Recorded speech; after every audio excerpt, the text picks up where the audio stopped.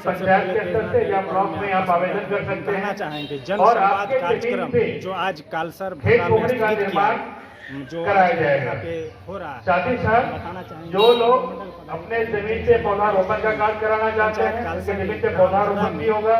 उनका जो eligibility criteria है, जो मतलब उसके पात्रता है वो सेम है। कम से कम सीमांत कृषक या लघु कृषक के दायरे तक वो आए और जनता वो को उनके जगाने जमीन का से काम कम से करते कम हैं 2 और पौधारोपण का विशेष प्रावधान है सरकार के द्वारा। सभी उसमें योजनाओं का विस्तृत जानकारी आपको 200 पौधा मिलेगा। पौधा के साथ साथ उसका गैजेट मिलेगा खेड़ा, जानकारी होती है। उसके बाद उसके साथ साथ चापाकल मिलेगा। चापाकल के साथ आपको खाद भी मिलेगा के लिए बहुत बहुत और धन्यवाद। आपको लगभग आज के डेट में 1800 रुपया प्रति माह आपको उसका मजदूरी मिलेगा। मतलब सभी जानकारी के आप अपने जमीन से पौधारोपण करवाते हैं, उपस्थित हैं। धन्यवाद। आप अपने जमीन से जनसंवाद के कार्यक्रम थे।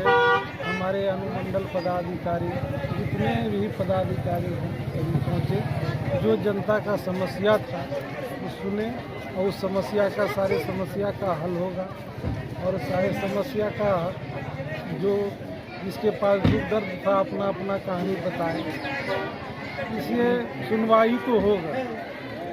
जनता बहुत धीरज बांध कर आए थे और सुने और समझे और अपना अपना जो समस्या था बताया, उस समस्या का हल। जी, परिचय सागर यादव, वर्तमान मुखिया कालसर पंचायत। जनसंवाद देखिए, जैसा कि बिहार सरकार का आदेश है कि सारे पदाधिकारी अपने अपने स्तर से जनसंवाद करेंगे, तो ये अनुमंडल स्तर से एज ए अनुमंडल पदाधिकारी मेरा दूसरा जनसंवाद था हसनगंज में कालसर पंचायत। तो इस जनसंवाद का मेन उद्देश्य ये रखा गया है कि प्रशासन, चाहे जिला प्रशासन हो, चाहे अनुमंडल हो या प्रखंड प्रशासन हो, ये जनता से जाके डायरेक्ट बात करे, बिहार सरकार की सारी योजनाओं का प्रचार प्रसार करें और जनता से उनकी शिकायत और उनके सुझाव लें। इसी क्रम में मैं यहाँ आया हुआ था और बहुत सारे सुझाव, बहुत सारी शिकायतें भी आए हैं जिनको हम लोग अपने स्तर से दूर करने का प्रयास करें। खरीदने उसी तरह सबको पता है कि साइकिल योजना जो चल रही है सरकार की तरफ से, उसमें 9 के छात्र छात्राओं को 3000 रुपये दी जाती है।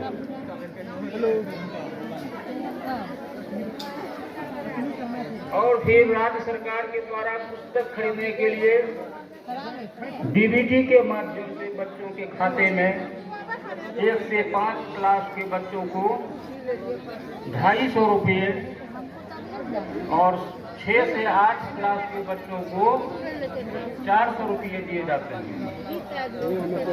उसी तरह से मैट्रिक परीक्षा से पहले 9वें और 10वें क्लास में जो पढ़ रहे होते हैं, वैसे छात्रा जो पिछड़ी जाति और अत्यंत पिछड़ी जाति से बिलोंग करते हैं, उनको जो है अनुदान के रूप में 1000 रुपये दी जाती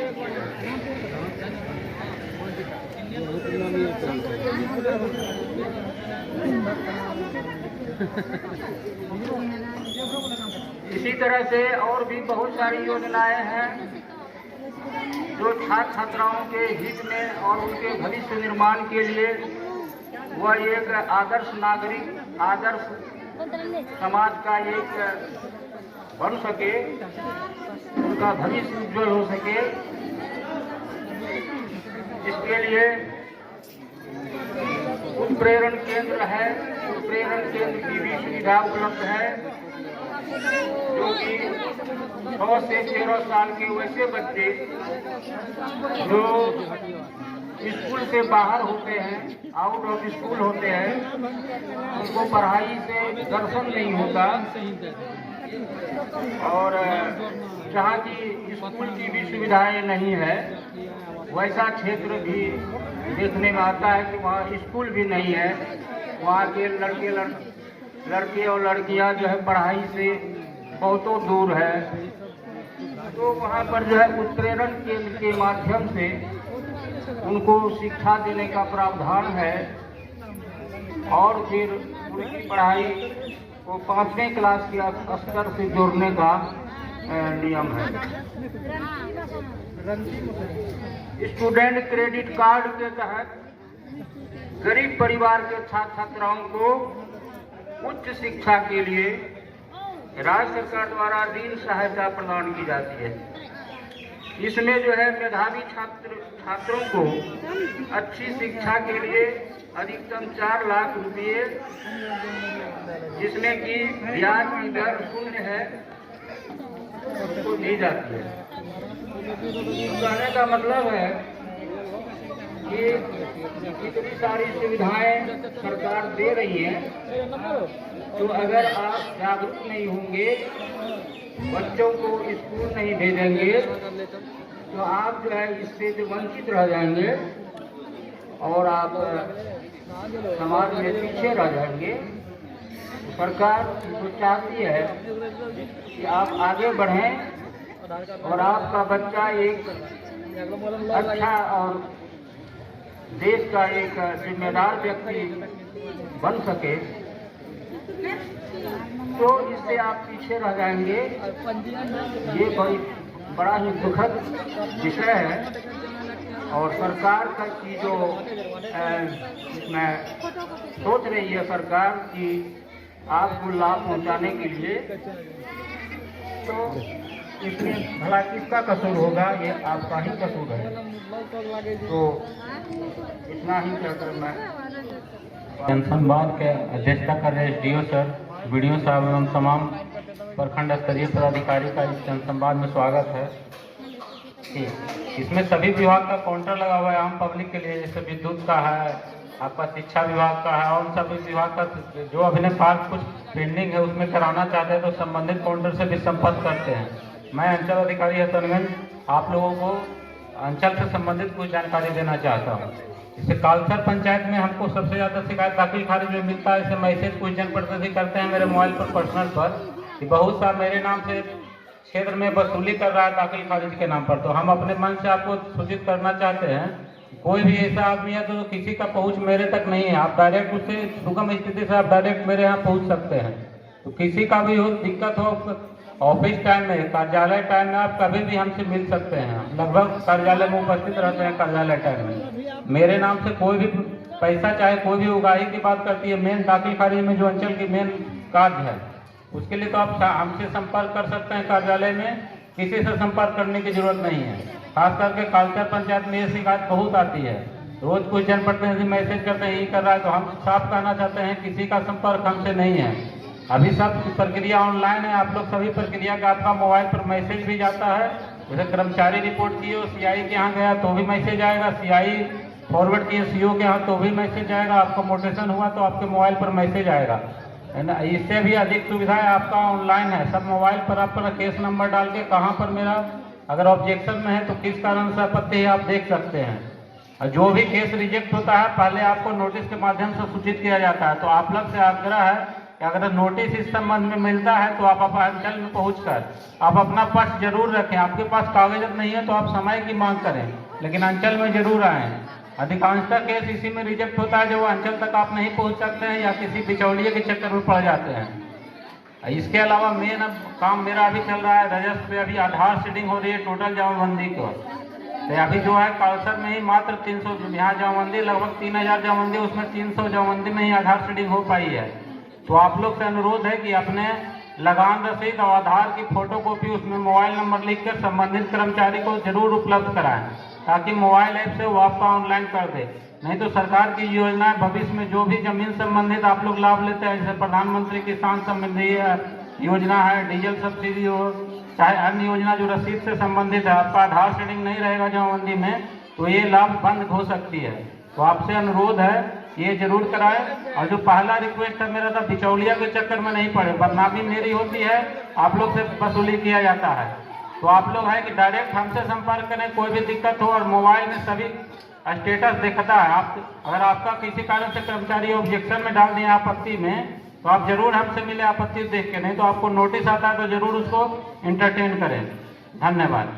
रख सकते हैं उसको सरकार के द्वारा प्रत्येक माह 1000 रुपये छात्रावास अनुदान योजना के तहत दी जाती है। और 9 किलो चावल 6 किलो गेहूँ प्रत्येक माह उसको दिया जाता है। और इसके अलावे प्राक प्रशिक्षण केंद्र है जो पेशा वर्ग कल्याण विभाग द्वारा संचालित एसएससी कोई भी प्रतियोगिता बीपीएससी यूपीएससी, तो उसमें जाके अपना नामांकन करा सकते हैं। अभी 2 सत्र वहाँ संचालित हो रहा है जिसमें 60 नामांकित हैं, तो निःशुल्क वो तैयारी प्रतियोगी परीक्षा की कर सकते हैं। धन्यवाद।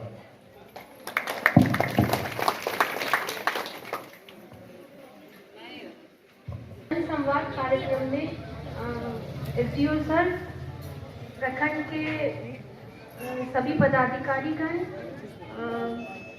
पंचायत कालसर के सभी प्रतिनिधि अधिकारी हसनगंज, आज पंचायती राज विभाग से संबंधित जो भी योजनाएं चल रही हैं उसके बारे में आप लोगों को बताऊंगी।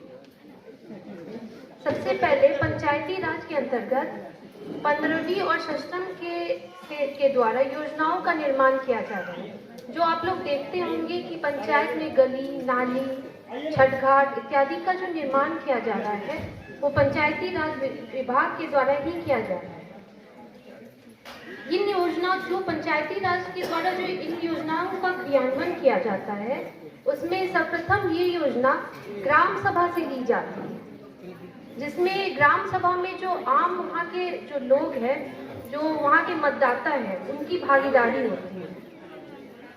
तो मैं यहाँ उपस्थित सभी लोगों से ये अनुरोध करूंगी कि जब भी पंचायत में ग्राम सभा हो आप लोग सभी उपस्थित हो और योजना के निर्माण में अपनी भागीदारी निभाएं। जो आपकी क्षेत्रीय जरूरतें हैं, जो समस्याएं हैं, उसकी चर्चा ग्राम सभा में करें और उसी से संबंधित योजनाएं दें ताकि पंचायत का समग्र विकास हो पाए। उसके पश्चात पंचायती राज के द्वारा 16 स्ट्रीट लाइट योजना का क्रियान्वयन किया जा रहा है। प्रखंड हसनगंज में प्रत्येक पंचायत से प्रत्येक पंचायत की अधिकतम जनसंख्या वाले 4 वार्डों का प्रस्ताव भेजा गया है। यह चरणबद्ध रूप से होगा। पहले 4 वार्डों में 16 स्ट्रीट लाइट लगाया जाएगा, उसके बाद धीरे धीरे सभी वार्डों को इस पे कवर किया जाएगा। तो इसमें एजेंसी का चयन जिला के स्तर से किया जा रहा है।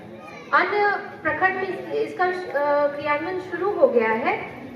उम्मीद है कि हसनगंज में जल्द ही इसका क्रियान्वयन शुरू हो जाएगा।